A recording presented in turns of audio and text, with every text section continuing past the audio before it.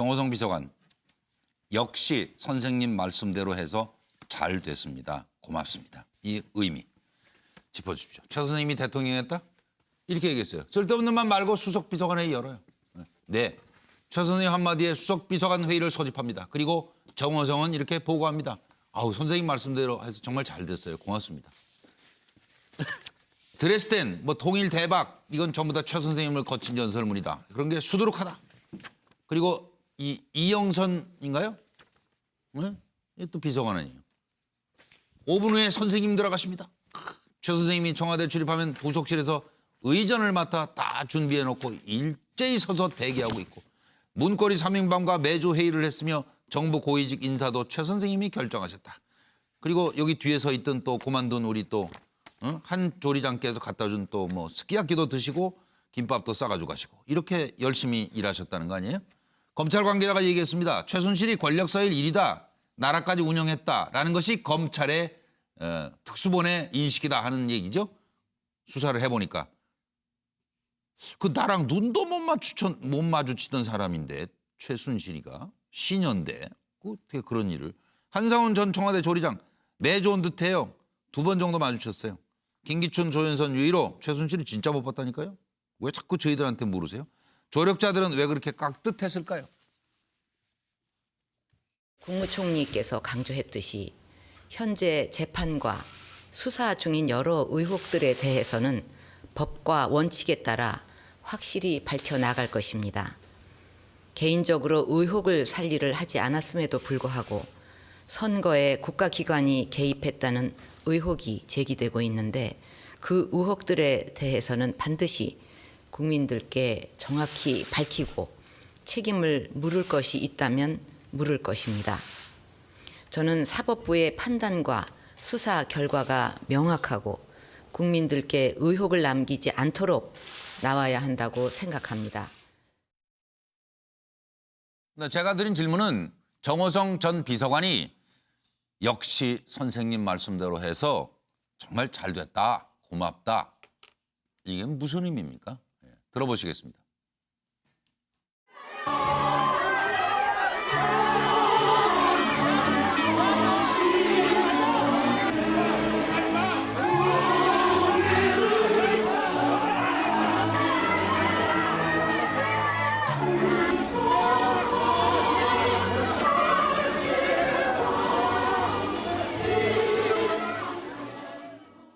배경음악은 대통령 참가였습니다. 그러니까 뭐 이런 분들은 아마 이영선 비서관도 그랬고 뭐 선생님 들어가십니다.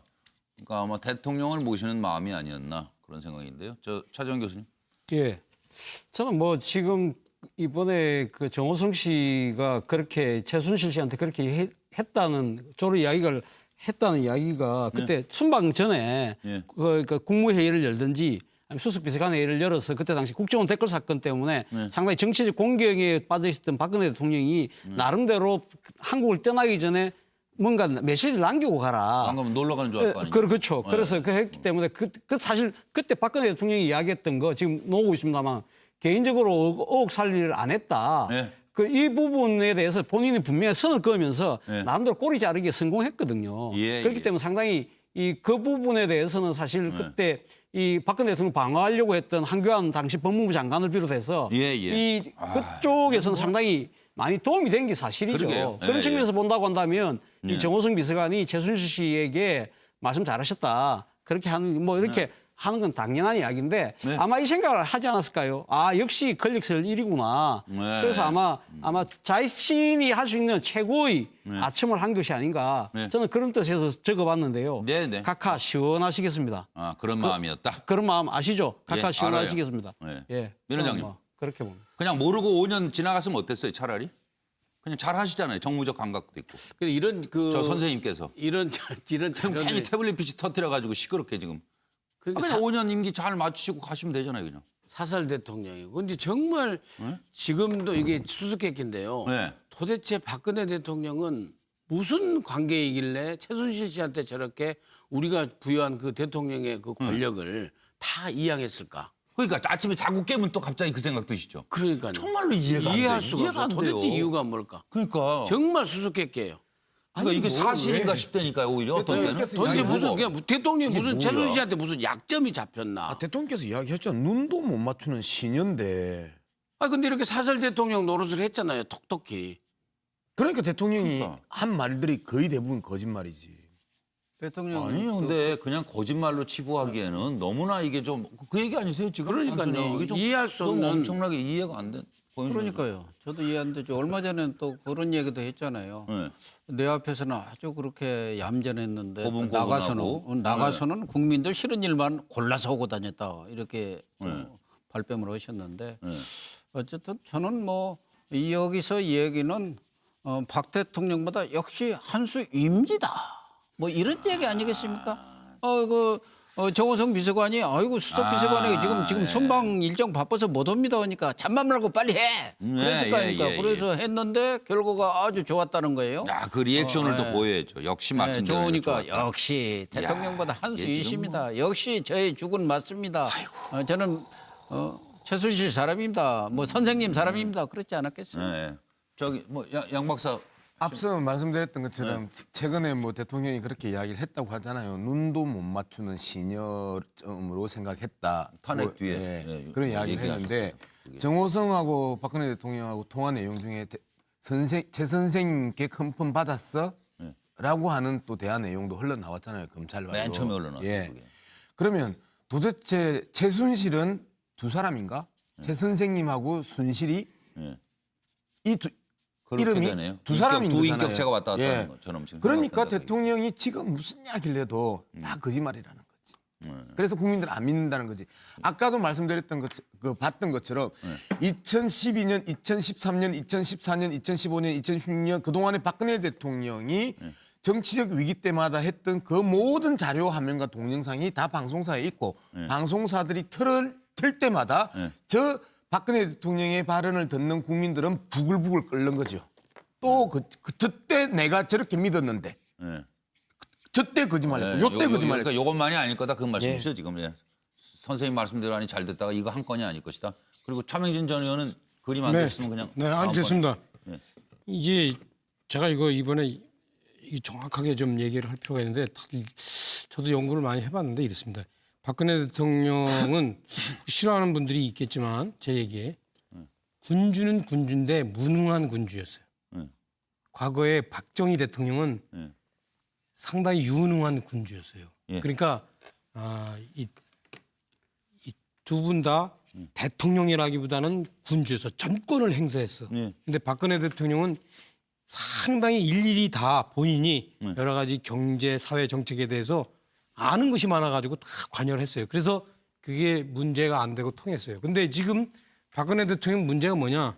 절대 권력을 행사하긴 했는데 이게 무능했어. 그래가지고 사실 사물의 앞뒤가 잘 모르는 거야. 그러니까 올림머리 하느라고 너무 시간을 많이 써가지고 사실 구체적으로 본인이 만기 치려면 해야 되는데 이 컨텐츠가 받쳐주지 않으니까 이걸 누가 받쳐줬냐?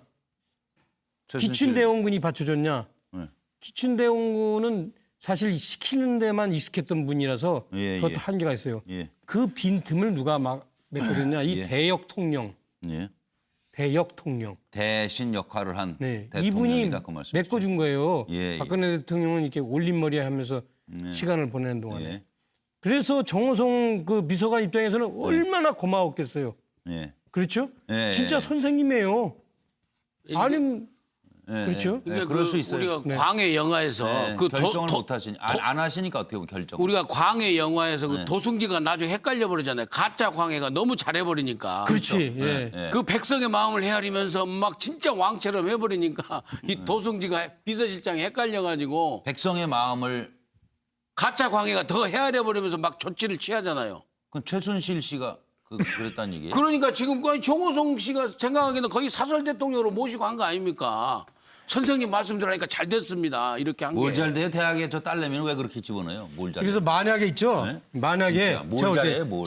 제가 볼 때 이래. 이 나는- 역사 이것도 이제 좀 학문적으로 접근한 건데 만약에 최순 씨가 없었다면은 과거에 이 공화국의 권력 구조 비슷하게 됐을 거예요. 그때는 대통령이 있었는데 완전히 무능해 버리니까 나라를 운영을 못해서 뒤집어지잖아요. 예. 이 경우는- 연구는 주로 어느 시각에 하십니까? 어디서?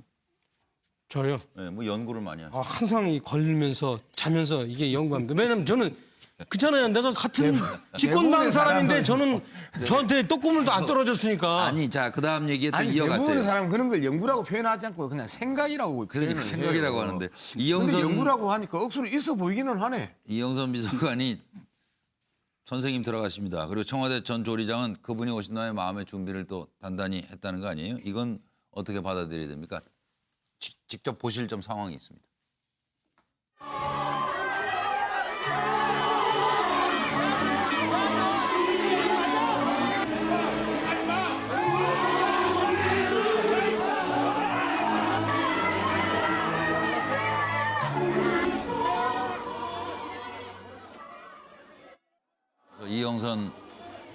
이영선 비서관이 선생님 5분 후에 들어가십니다. 그러면 정호선 비서관은 문자 확인 후에 바로 의전을 준비하고 대기하고 제2부속실 행정관이죠.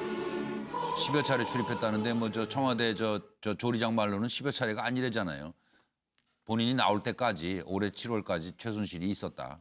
그리고 주방으로 그분이 오신다고 연락 오고 일요일만 되면 마음의 준비를 해야 되는 정도로 참 굉장히 부담스러웠을 것 같아요. 이게 민간인 아니에요. 그러니까 근데 뭐 이게 뭐 어쩌다 오는 대통령 손님도 아니고 지금 이상한 참 최순실 청와대 행정관 차량 이용해서 뭐 10여 차례 출입했다. 이게 이제 결국 검찰 수사 결과 발표에 나온 건데 지금 일단 조금 전에 검찰에 출두하는 모습을 봤는데 최순실 씨 이때도 뭐 들어가십니다 연락을 했을 리는 없죠. 이영선 비서관. 근데 나오시기는 언제 나오실지를 고윤신 교수님. 회의 끝나고 금방 나오시기는 어렵죠. 저 검찰 지금 들려간 저분요? 최순실 씨. 지금 뭐 이렇게 뭐 시중에 도는 이야기는 최순실이를 제대로 잡아낼 국정농단죄가 있으면 좋은데 그 국정농단죄는 없고 그런 죄목이 없으니까. 네. 지금 하고 있는 여러 가지 이런 사안들로 볼 때는 정말 잘못하다가는 형량이 뭐 무슨 결과가 나올 수도 있지 않겠나. 집행유예나 받고 나오는. 뭐 그렇게 참나, 생각한 것처럼 본인이 처음에 그 변호사한테 물어봤지 않습니까? 이러다가 내가 무기징역 받습니까? 네, 그랬대요. 근데 변호사가 국정농단죄도 없고 그거 예. 별것 아닙니다. 수 선생님이 한 일이라는 것은 저 가서 공짜로 밥 얻어먹고 요새 같으면 뭐 무슨 법입니까? 김영란법에 걸릴 일이고 네네. 그러니까 이렇게 근거가 명확치 않으니까 걱정하지 마세요 하니까 지금은 완전히 그 안에서 커피 이렇게 다 잡수시고 그러고 있지 않습니까? 예. 어쨌든 저분이 들어가면은 청와대 가서도 완전 갑질을 했다는 거 아닙니까? 먹는 것도 뭐 다 자기 입맛대로 먹고 네. 또 싸주는 것도 김밥도 야 이거 맛없어. 어디서 밖에서 사오지 말고 너희들이 해 하고 경우에 따라서는 뭐 이렇게 화장실 가다 좀뭐 얼굴 마주치면은 부딪혔는데 야 문 그 봉쇄해 버려 해갖고 하니까 네, 맞아요. 최순실만 들어오면은 뭐 박근혜 대통령은 내실에서 뭐 텔레비를 보시는지 뭐 드라마를 보시는지 모르지만 안 나오고 예. 최순실이가 거기서 대통령 행세하고 앉았으니까 깍두갈 수밖에. 껄끄럽고 거기다 갑질의 뭐 선수 아닙니까? 대가시니까 뭐 정호성 비서관을 비롯해서 그 문고리 3인방 또 주방 뭐 이런 데서 비상이 걸리는 거죠. 그러게요. 그 안에 차 교수님. 예. 그 안에 사우나는 없죠? 사우나 청와대 사우나도 있습니다. 그래요? 예, 그 춘추관에도 있고 아마 지하에 다또 운동시설 다 있지 유민관에도 않습니까? 비서동에도 조그만한 사우나가 있습니다. 직원들 뭡니까 피로도 옛날 풀고 할 수 사우나 가서 있는. 갑질했다는 뭐 그 기억이 갑자기. 저기 글로 관제에도 감독관 뭐 납치. 관제에도 안 있겠습니까? 예, 관제는 예. 제가 안 가봐서 잘 모르겠어요. 예.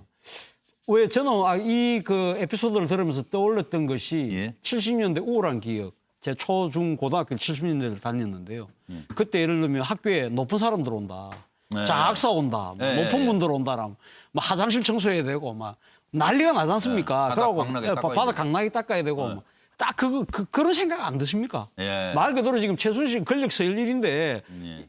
청와대에 계속 계시는 게 아니잖아요. 바깥에서 한 번씩 오니까 이 근로감독하러 오시니까 근로감독관 나시니까 네. 상당히 긴장할 수밖에 없는 거죠. 예. 뭐 다른 뭐 넘어가요? 예, 넘어가죠. 저 예. 짧게. 그럼 예. 이게 보니까 이제 이렇게 됐습니다. 이게 최순실 씨가 청와대의 대역 통령이라는 게 이제 점점 시간이 지나면서 다 알려져 가지고 그러니까요. 제가 볼 땐 이렇게 될게요. 마지막에는 청와대 그 진돗개 있죠. 실제가 진돗개라고 예. 그러시지 않았어요? 예, 청와대 진돗개. 네. 그 대통령이 그 정말 자기 최고 측근이라고 그런 대통령. 네, 그 진돗개. 제가 볼 때 진돗개조차도 마지막에는 네. 최순실 씨 보면은 꼬랑지를 막 흔들면서 저분이 진짜 최고 실세다. 저분이 진짜 대통령이다. 저는 이렇게 했을 것 같아요.